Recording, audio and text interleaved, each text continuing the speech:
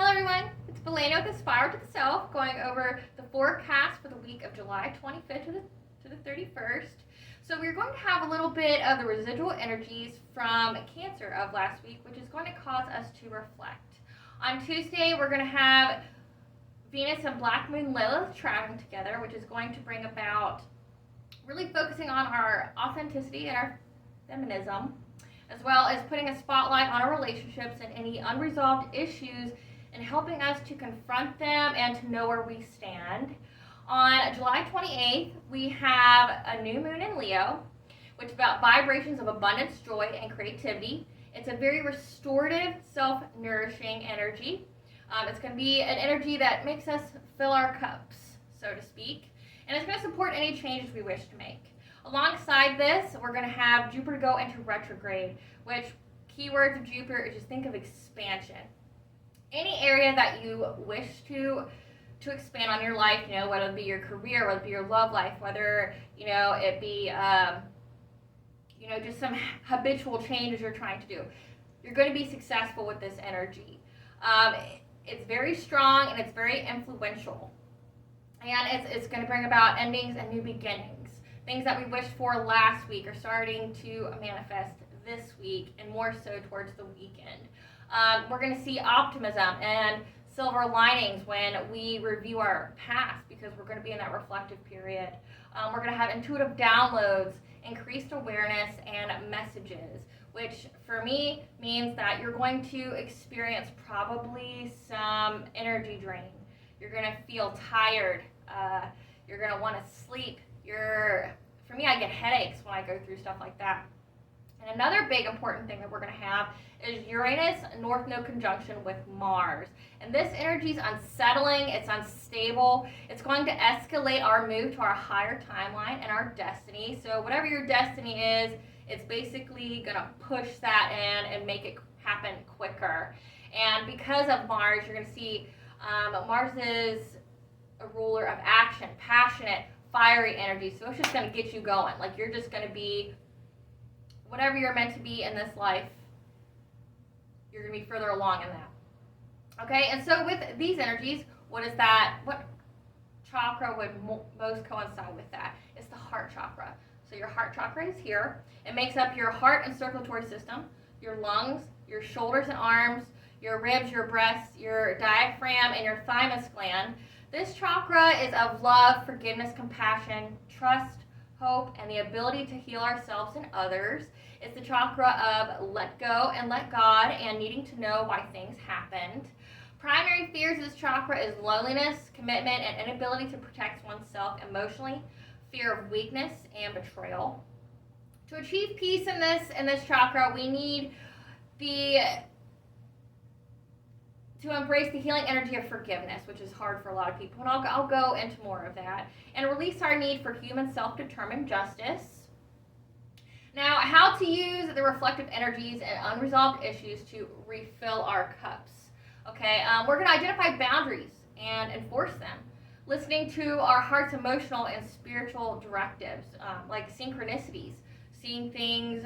When you start to acknowledge the messages of the universe, you will feel more empowered. You will have a sense of, you just know that you're going to be okay. You have a sense of hope, that you're not completely alone in the world.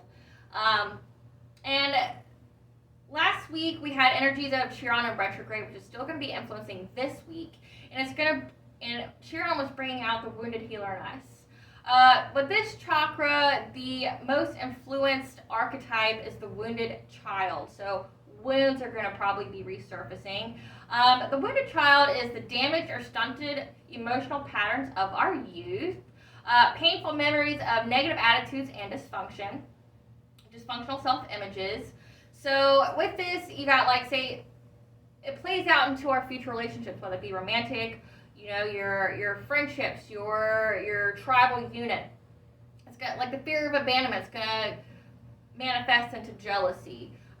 Say if you underwent some sexual abuse, it's going to manifest into dysfunctional sexualities that will more than likely get passed on to your children. Physiological manifestations, congestive heart failure, myocardial infarction, which is a heart attack, lung cancer, asthma, bronchial pneumonia, upper back, shoulder pain, breast cancer. So to heal this chakra, we're going to be healing through acts of forgiveness. Now, forgiveness is not you're just saying, hey, it's okay that you hurt me. That's not what forgiveness is. It's caring for ourselves enough to forgive people who hurt us so the wounds can no longer damage us. This is going to be the Aries in me that says this, but when you allow yourself to wallow in a wound, you're letting that person win. You can't control what happens to you in this life, but you are responsible for healing yourself.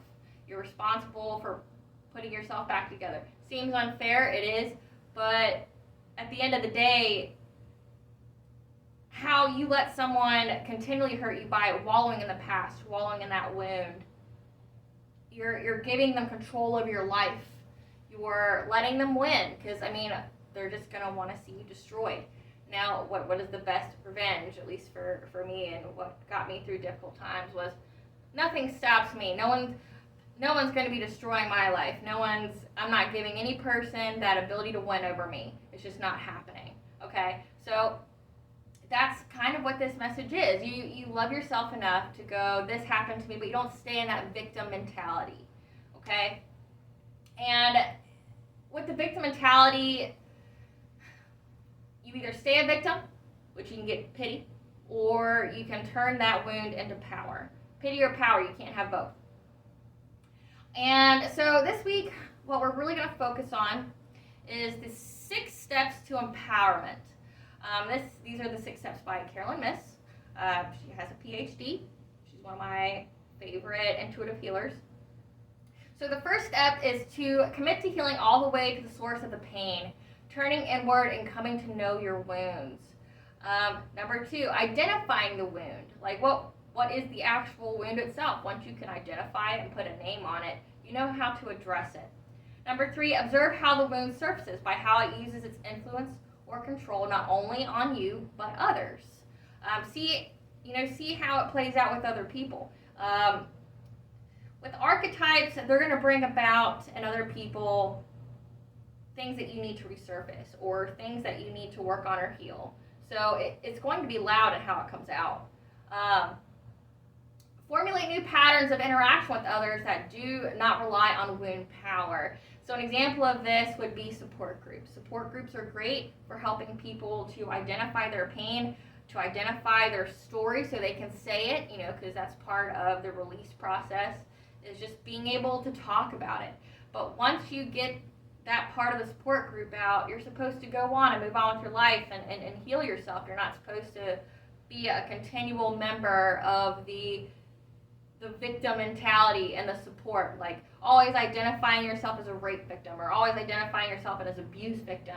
Because once you do that, my personal experience with that, once people know what kind of wounds you have, you give them power to manipulate you or to find ways to trigger those wounds. So you have those reactions that you wouldn't normally have. You have to ultimately, you get what you get from those groups and then you move on. Number 4, identify the good that has resulted from the wound. Like how you've turned that wound into power. How you've helped others. So say if you did go through abuse, how did you turn that wound into power? Well, you could start warning others. One of the things that I went through was other women would see my story and it would resonate with them. Like one woman, she was somebody that I employed, and on the surface, her and her husband looked very happy. They looked happy on paper. They both made good money. They both had 2 beautiful girls. But through my story, she realized she was in a abusive relationship, and she found the way to get out of it. So being the torchbearer for others, showing others a way to do it, because it is very hard to get out of. So, you never know what people are going through behind closed doors. There's a lot of things that, I found out about that couple that, I never saw. And you never know what people go through. So you don't know how your story can help others and help liberate them. Number 5, forgiveness. Liberating our psyche and our soul from the need of personal vengeance and perception of oneself as a victim. Once you go, hey, that happened to me, yeah, it sucks, but I got to go on with my life. Like, I don't want to stay here. Because if you stay in the victim mentality, you keep your vibrations low. It's when you go on to the next point. Number 6, live and love with gratitude. When you attract love and you emit gratitude, one, you're keeping that abundance wheel flowing because your vibrations aren't influenced by it. But if you stay in that victim mentality of, oh, poor me, that's how you lower your vibrations. That's how you attract similar situations and people to you, such as that, okay? And love is divine power. That's why, I'm in pink, because it is the actual chakra of the heart chakra. The color of it is like a mint green almost, for healing. I think malachite, which is a healing stone, that kind of color. But it's also rose quartz, which is a stone that helps self-love. I wear it. And then morganite has self-love, as well as embracing our feminine qualities and our intuition. So, to recap for this week, I'm going to do something a little different this time as far as how I help. So, we're going to go through the 6 steps of empowerment.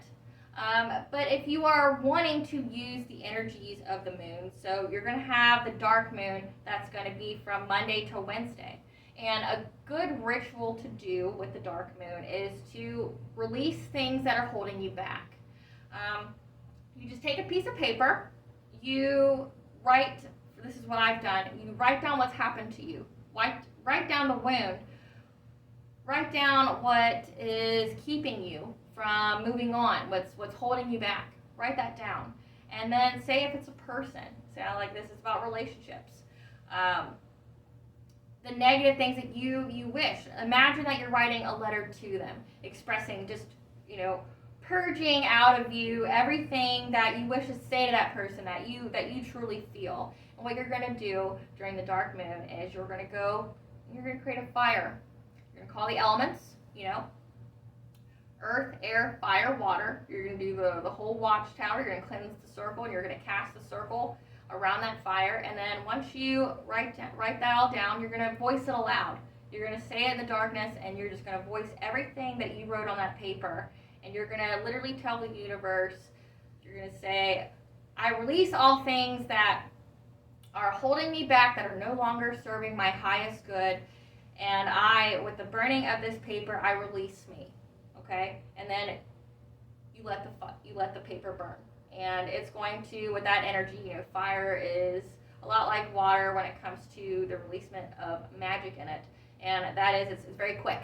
Once it burns, goes into air form, it disperses. Now your intention has been sent to the universe. Now, when the new moon comes, you can set that intention. So remember, you have the new moon in Leo with the retrograde. So whatever you're trying to expand on, so say me, I apologize in advance. This is new to me, so I am, each week I know it seems kind of different, but I'm still figuring out how I want to do it. It's my channel, whatever. But I'm just still figuring it out, and part of that is I'm trying to expand on my authenticity, how I want my message to get out there, what I want to say to the world. And I'm going to be successful in that. In order to do that, I need to write down things that are holding me back, things that I wish to release from my soul. When I went through the dark night of the soul, going through the void, it's a continual process. If you take advantage of the moon phases, you'll be more successful in your manifestations.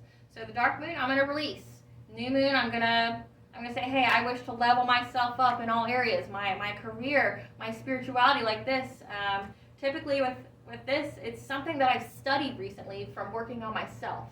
And a part of my divine purpose is to be the torchbearer for others, to tell others. So that way they can, that seed's planted, so it resonates with them, so they can go on and fulfill whatever purpose they have. So it's like a domino effect of you, and them, and You never know how you touch someone's lives. You never know. Okay? And then next week we're going to have even bigger energy because, August, we've got a super moon coming. It's just, August is going to be like how it is this week. It's going to be a lot of energy, and we're going to navigate through it. So, as always, please check out my Facebook business page. The messages that I put on there coincide with the lives that I post. If you have any questions, I am a wealth of info and a lot of things that are like pagan or spirituality or anything. If you're wishing to enhance the intuitive awareness, if you're wanting the prophetic dreams, one of the things that I can tell you to do is to invoke the Phantom Queen, which would be the Morgan. So she's going to be a shadow person. So something that like a shadow, but you can't see through it. There's that, and you can create a pillow of apple seeds, apple fragrance oil, and rosemary and meadowsweet for her. Put a little sachet and put underneath your pillow. They actually say to make a pillow, but I wouldn't do that just because if you wash it and everything, you might get mold and all that, and it might wash out the properties. But if you're trying to get in tune with those messages, please feel free to message me. Like I do not mind sharing what I know. And like I said, the audience I have is very expansive, so I don't just touch on one thing, I touch on all of it, and whatever resonates happens. Yeah, please check out my page and like and share this video. I'll see you next week, guys. Thank you. It's Valena with the Spark to Self. Bye.